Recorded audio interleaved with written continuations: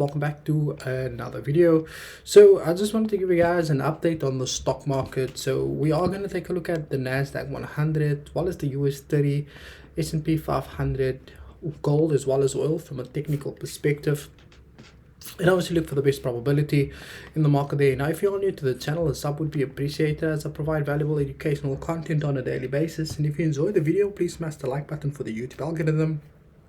And as always, let me know down in the comments below exactly what it is that you would like for me to cover in my next video.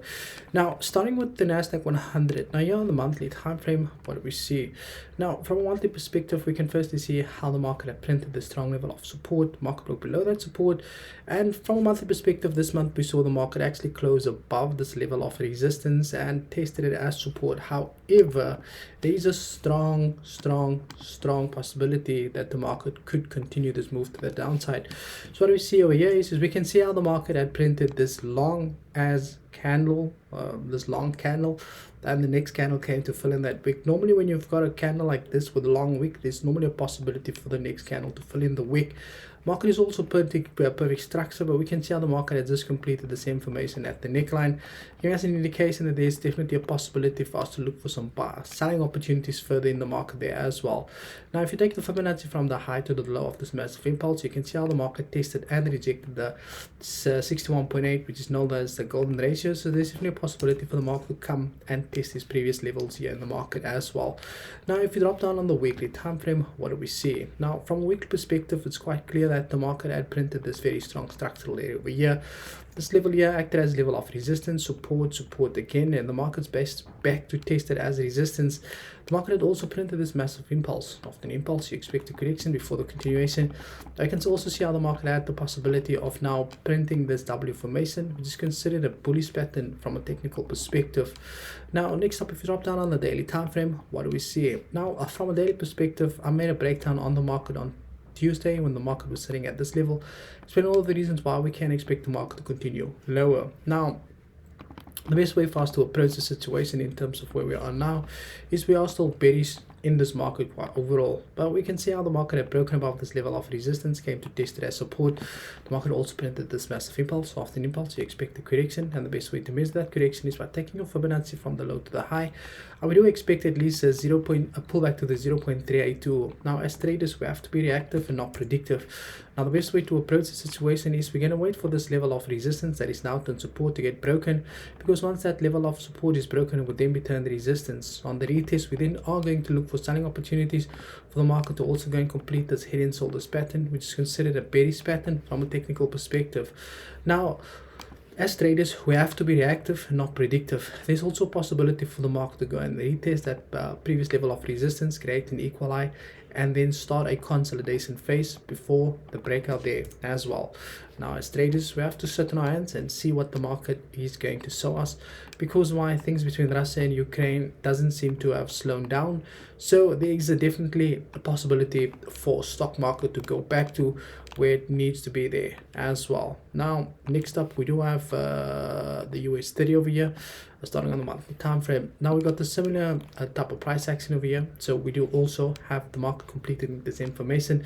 We had that massive impulse, we had that correction. Take your Fibonacci from the high to the low. You can see how the market also tested and rejected the 61.8. So we're going to use this as our take profit level, which is the -27 of the Fibonacci taken on that daily impulse there as well. Now, if you drop down on the weekly time frame, what do we see? Now, from a weekly perspective, we can see how the market had last week tested and rejected this previous level of resistance that acted as a level of support, resistance, and the market came back to test it as resistance. Now, the last structure that the market created is sitting at that level, so we can definitely expect a pullback so we can expect a pullback in the market to at least this level, but the long-term target's obviously sitting right below there. Now, if you drop down on the daily time frame, what do we see? Now, from a daily perspective, it's quite clear. We can see how the market last week had come to test and broken below that level from a daily perspective. Now, this level over here acted as a strong level of resistance. Market broke below that, came to test it as support. Market broke below, close and below that, but failed to actually come back to close above that level there as well. Now, if you also take our Fibonacci from the high to the low of this impulse, what do we have? We can see how the market pulled back to the 0.382, giving us an indication that we can definitely expect this market to continue lower from where it is now, and then potentially potentially pull back. But because we are retail traders, we have to look for the short-term target here in the market there as well. Next up, we do have the SNP500 starting on the monthly time frame. What do we see? From a monthly perspective, we can see how the SNP500 printed the strong level of support, broke below that, tested it as resistance, and you can see how the market's back to test that level of resistance. Market also printed this massive impulse. After an impulse, you expect a correction, and the best way to measure that correction is by taking your Fibonacci from the low to the high of the impulse. You can see how we do have a 61.8 pullback. It's lining up perfectly with the structure that we can definitely expect the market to pull back to in the long term for a downward target. Now if you drop down on the daily time frame, what do we see? Now from a daily perspective, we can see there's a contradiction in the price action. However, we can see how the market had came to test a strong level of resistance and it's now testing it as support. Now we're going to use the same analogy here that we use on the NASDAQ. So we're going to wait for a clear break below this level on the retest. Then we're going to start looking for selling opportunities to the downside. There's also a high possibility for the market to first continue higher and then potentially pull back. But from where I'm sitting now, I'm expecting the market to pull back lower to retest and then continue down. But like I said, as traders, we have to be reactive and not predictive and learn to adapt to the ever-changing market environment. Next up, we do have gold over here. If we start on the monthly time frame, what do we see? Now, from a daily perspective, from a monthly perspective, we can obviously see, I spoke about gold before when gold was rejecting at that level. But in all of the reasons why we can expect this market to pull back to that level.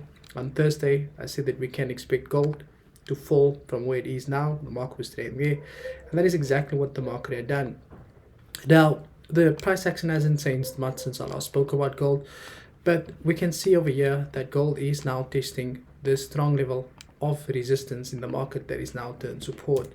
Gold also printed that massive impulse, and we got the correction. If you take your Fibonacci from the low to the high, we can see that we do have a 61.8 that's lining up perfectly with the structure that we can potentially get gold to pull back to before the continuation to the downside there as well. And if you drop down on the weekly time frame, what do we see? Now from a weekly perspective, we can clearly see how gold had also not been moving that much for the past 4 weeks. Gold was just moving sideways, stuck between resistance that is support and also this level of resistance there as well. Now the best way to trade a consolidation market is to wait for a break of either side. So drop down on the daily time frame, what do we see? Now, from a daily perspective, this is obviously just a liquidity grab that we saw in the market over here. Now you can see this market had been stuck within this consolidation phase for quite some time. We had a fake out there and we had another fake out here. This was just liquidity that the market had grabbed. Now, it's very important to keep in mind that this market can easily slide to the bottom and continue lower, or this market can also break to the upside and continue higher. Now, like I said, based off the speculation that we got currently going on with the Ukraine and the Russia situation, there's a high possibility that the market could also just shoot to the upside. But because we had positive data for the NFP, we can also expect the market to continue to the downside. So it's very important that we are reactive and not predictive. So the best way to approach this would be to wait for the market to break above that level on the retest, start looking for buying opportunity. And because this is a consolidation market, you could potentially just buy the market at open and then ride the wave to the upside, hoping that the market is going to break out and then pull back. But that's why I say it's very important that you are reactive and not predictive. Next up, we do have the US oil. We start here on the monthly time frame. What do we see? Now, from a monthly perspective, we can also see how the US oil printed this level of resistance, broke below, above that, never came to test it as support. Now, there is a possibility that the market could come back to test it as support there as well. Now, if you drop down on the weekly time frame, what do we see? Now, from a weekly perspective, the price action is quite the same. From gold, market consolidated sideways. I can see that is exactly what had happened here on US oil as well. So the market had just been stuck within this range, moving sideways, obviously waiting for a break, because there's been a lot of speculation going on between Ukraine and Russia in terms that they were going to have a conversation and they were going to speak, but it doesn't seem like anything has came from it, because it has been reported that there's been new bombs going off in Ukraine, and we know that Russia is the main reason behind that. Now, if you drop down on the daily time frame, now if you go look at the last breakdown I did when the market was sitting at this level, I explained all of the reasons why we can expect the market to go lower. I think it was at this level, I'm not sure, But you can refer back to the previous breakdown I did when the market was sitting at this level. I explained all the reasons why I could see that break, retest, and that continuation, and that is exactly what the market had done. So we're going to follow that same principle, because on the weekly we can definitely expect this market to continue lower, for the market to go and test that previous level of support over there, for the market to potentially print this information as well, which is considered a bearish pattern from a technical perspective. So we're basically trading the M for the market to complete at the left leg there as well. Now the price action on here is quite simple. We can see this was the last level of support that the market had created. Once support gets broken, it becomes resistance. Now if you take a Fibonacci from the low to the high, you can see that we do have a 50% pullback. Now we can definitely expect the market to pull back first, hit that 50%, and then from there we can definitely start looking for selling opportunities for the market to go and complete this impulse correction and impulse pattern, for the market to go and complete the right leg of the information as identified from a weekly perspective. Now that's all from my time. Thank you for your time, and as always, cheers for ears.